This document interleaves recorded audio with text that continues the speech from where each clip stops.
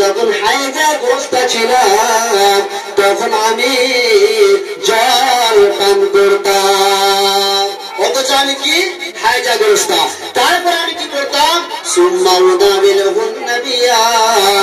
আমি যে পাত্রে জল পান করতাম সে পাত্রটা আমি আমার স্বামীকে দিয়ে দিতাম, অর্থাৎ নবী সাল্লাল্লাহু আলাইহি সাল্লামকে দিয়ে দিতাম।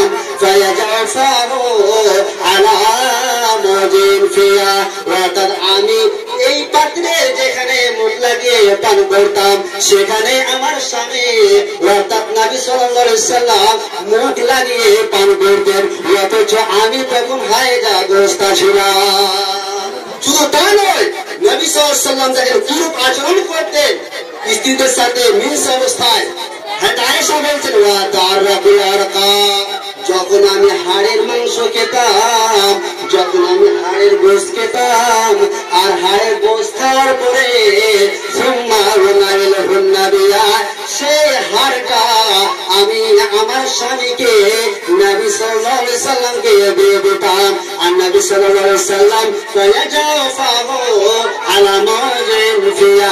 সে হাড়ে যেখানে আমি মুখ লাগিয়ে হাড়টাকে খেয়েছিলাম সেখানে নবীজি আমার মুখ লাগিয়ে হাড়টাকে খেতেন।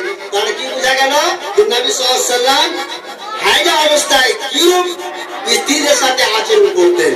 তাহলে সেই ইহুদি সেই খ্রিস্টানদেরকে নিয়ে আজকে আমরা অনুসরণ করে চলবো কেন? বলুন মা বোনেরা, আমরা কেন চলবো? যে ইহুদির বাচ্চারা আমাদেরকে সম্মান দেয়নি, আমাদের মায়েদের রেসপেক্ট করেনি, আর মায়েদের মানে সঙ্গে খারাপ আচরণ করেছে, অথচ আমরা তাদের পোশাক পরিচ্ছদ পরিধান করি, অর্ধনগ্ন হয়ে রাস্তাঘাটে চলাফেরা করি।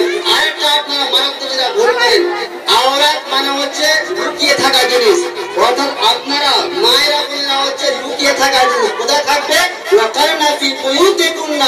তারা বাড়িতে থাকবে, বাড়িতে অবস্থান করবে। প্রাচীন জাহেলিয়াতের যুগের মতো নিজেদেরকে প্রদর্শন করবে না। আরেকটা মারাত্মক ভুল, যে মায়েরা আমার রাস্তাঘাটে চলাফেরা করে দেখবেন রাস্তার মধ্যখানে দিয়ে, খবরদার মা বোন, রাস্তার এক সাইড দিয়ে চলবে। নবী সাল্লাল্লাহু আলাইহি ওয়াসাল্লাম বলছেন লাইসা লিন-নিসাই ফি ওয়াসতিত তারিক, কোন মেয়ের উচিত নয় রাস্তার মধ্য দিয়ে চলাফেরা করা। কাজে রাস্তায় যদি চলতেই হয় আমাদের বের হতে হয়, রাস্তার এক সাইড দিয়ে আপনার যেটা সাইড সেটাকে নিয়ে আপনি চলাফেরা করবেন। যাই হোক, পরিশেষে আমি আমার বক্তব্য বিধি করছি। আপনাদের কাছে অনুরোধ যে আপনারা যে হাদিস কোরআন শুনলেন এবং নিজের কন্যা সন্তানদেরকে এরাবিক শিক্ষা দেন, কোরআন হাদিসের শিক্ষা দেন, কি লাভ রয়েছে আপনাদেরকে আমি বুঝালাম। অবশেষে আল্লাহর কাছে আমরা প্রার্থনা করি, হে আল্লাহ, আমরা যেন আমাদের মেয়েদের ঠিক আদব কায়দা শিক্ষা দিতে পারি, তার তুমি ক্ষমতা দিও। সকলে পড়ো আল্লাহুম্মা আমিন। আসসালামু আলাইকুম ওয়া রাহমাতুল্লাহি ওয়া বারাকাতুহু।